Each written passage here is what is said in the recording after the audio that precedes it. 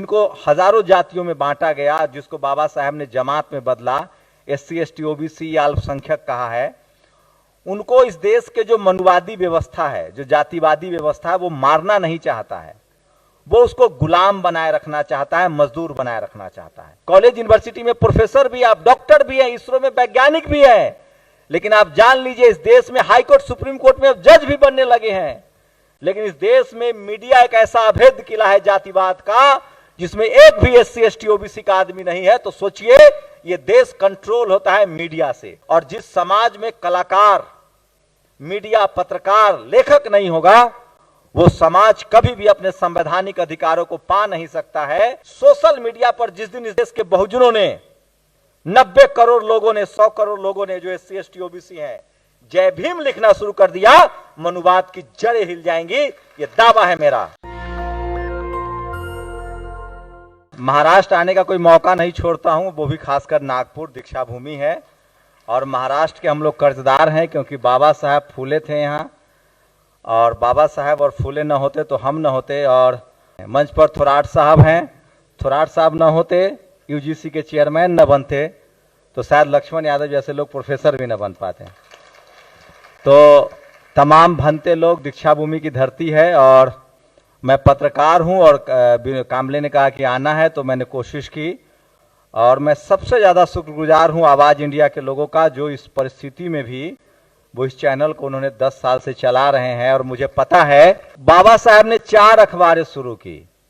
मैं सिर्फ मीडिया पर बात करूंगा, 2 मिनट से ज़्यादा नहीं लूंगा। मूकनायक, उसके बाद समता, प्रबुद्ध भारत, बहिष्कृत भारत, तमाम उन्होंने अखबारें शुरू की। और साहू जी महाराज थे, और इस वजह से अखबारें चली। बाबा साहब इस देश के सबसे विलक्षण प्रतिभा के धनी पूरी दुनिया में, किसी से छुपा नहीं है। लेकिन उसके बाद हम उन अखबारों के लिए जिसी कंटिन्यू नहीं कर पाए, उन अखबारों को नहीं चला पाए, क्योंकि जिस समाज में आर्थिक रूप से जो समाज विपन्न है, वो अखबार नहीं चला सकता है। इसलिए आज के डेट में जो टेलीविजन चैनल चला रहा है, मैं जानता हूं, मैं एक यूट्यूब चैनल चला रहा हूं छोटा सा, किन मजबूरियों से मैं गुजरता हूं, क्योंकि इस देश के जो धन्ना सेठ हैं, जो एडवर्टीजमेंट वाले लोग हैं, उनकी भी एक जाति है। और जाति की वजह से फूले पेरियार अम्बेडकर की जब बात करेंगे, बहुजन की बात करेंगे, तो वो आपको सर्वत जीते हुए नहीं देखना चाहते हैं। तो आवाज इंडिया एक सैटेलाइट चैनल भी है। तो इन तमाम लोगों का बहुत बहुत शुक्रिया, मुझे आपकी तकलीफों का अंदाजा है। और उसमें नागपुर के लोगों का बहुत बहुत शुक्रिया कि इतनी संख्या में अपने चैनल के कार्यक्रम में बैठे हुए हैं, और वो भी कोई, आप सब लोग बहुत बहुत शुक्रगुजार हैं। मुझे लगता है कि ये कामले ने इतना कमाया है कि इतनी संख्या में लोग टेलीविजन चैनल के लिए बैठे हुए हैं, तो आप सब लोग का बहुत बहुत शुक्रिया। मैं लास्ट बात यही कहूंगा कि आज के समय में जातिवाद जो है वो गांव में नहीं है। इस देश में जिसको बाबा साहब ने, जिनको हजारों जातियों में बांटा गया, जिसको बाबा साहब ने जमात में बदला, SC ST OBC या अल्पसंख्यक कहा है, उनको इस देश के जो मनुवादी व्यवस्था है, जो जातिवादी व्यवस्था है, वो मारना नहीं चाहता है। वो उसको गुलाम बनाए रखना चाहता है, मजदूर बनाए रखना चाहता है।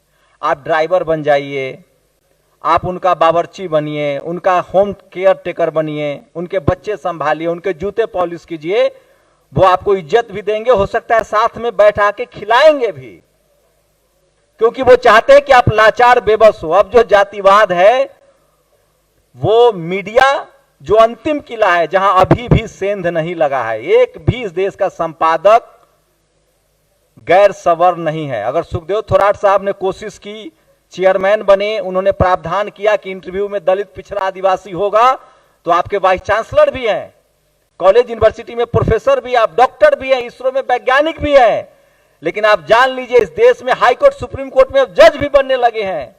लेकिन इस देश में मीडिया एक ऐसा अभेद किला है जातिवाद का, जिसमें एक भी SC ST OBC का आदमी नहीं है। तो सोचिए, ये देश कंट्रोल होता है मीडिया से, हवा बनाई जा रही है मीडिया से। और जिस समाज में कलाकार, मीडिया, पत्रकार, लेखक नहीं होगा, वो समाज कभी भी अपने संवैधानिक अधिकारों को पा नहीं सकता है। और उस समाज में आप सोचिए, जंगल में मोर नाचा किसने देखा? मैं गांव में पैदा हुआ, आज नागपुर में आप मुझे सुन रहे हैं, ये सोशल मीडिया ना आता, मैं एक लाइन नहीं बोलना चाहता हूं, बहुत लोग आजकल ठप्पा लग जाएगा। लेकिन यकीन मानिए कि हमारे लिए स्कूल दरवाजे के रास्ते खुले। अगर सोशल मीडिया ना होता तो हम एक दूसरे से कम्युनिकेट नहीं कर पाते। और रोज लक्ष्मण यादव होता था, रोज रोहित वेमुला होता था और हमें पता ही नहीं चलता था, और आज भी हो रहा है। लेकिन सोशल मीडिया की वजह से हमें पता चल रहा है। इसलिए बहुजन समाज की, अगर मेरे हिसाब से, मैं इसलिए नहीं कि मैं पत्रकार हूं, मैं इसलिए बात कह रहा हूं कि अब हम इसरो में भी हैं, दुनिया के दूसरे देशों में बिजनेसमैन भी हैं, कॉलेज यूनिवर्सिटी मंत्री तो छोड़ ही दीजिए भाई साहब, राज्यपाल, गवर्नर, मंत्री और बाबा साहब के मतलब संवैधानिक अधिकार से संसद में भी आप भरे हुए हैं। एकमात्र किला बचा हुआ है अभेद किला जातिवाद का, मीडिया। और जब तक SC ST OBC Bahujan Samaj के लोग वहां नहीं जाएंगे, आप पर जुल्म अत्याचार होता रहेगा, क्योंकि आप एक सूत्र में नहीं बंध पाएंगे, आपके बारे में कोई बात नहीं करेगा। इसलिए हर घर से एक आदमी निकलिए। टीवी अखबार में वो नौकरी नहीं देते थे। अब आपके पास अगर भोजन है तो दूसरा आपका बड़ा कर्तव्य है, बाबा साहेब ने अगर किताबें न लिखी होती तो वो अमर न होते। दूसरा आपका सोशल रिस्पॉन्सिबिलिटी है कि अपने घरों से निकलना नहीं है। सोशल मीडिया पर जिस दिन इस देश के बहुजनों ने, 90 करोड़ लोगों ने, 100 करोड़ लोगों ने जो SC ST OBC हैं, जय भीम लिखना शुरू कर दिया, मनुवाद की जड़ें हिल जाएंगी, ये दावा है मेरा। शुक्रिया। नेशनल दस्तक की आपसे गुजारिश है कि अगर इसको बचाना चाहते हैं तो नेशनल दस्तक को सब्सक्राइब करने के लिए रेड कलर के सब्सक्राइब बटन को दबाएं, फिर बेल आइकन की घंटी दबाएं। नेशनल दस्तक को बचाने के लिए बहुत जरूरी है कि हर खबर को शेयर करें, लाइक करें, कमेंट जरूर करें।